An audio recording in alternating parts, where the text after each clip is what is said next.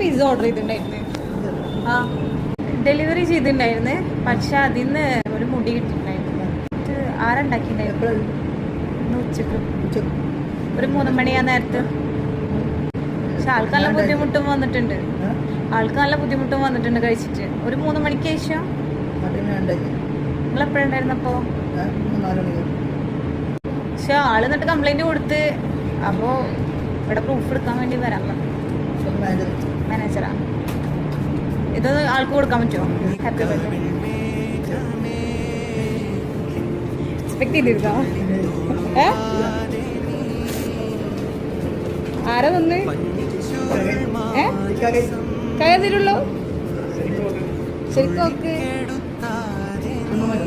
പൊന്നുമോൻ ആരാ? ഹാപ്പിയാണ്. എന്റെ മൻ്റെ അടുത്ത് പറയല്ലേ? പറയണോ?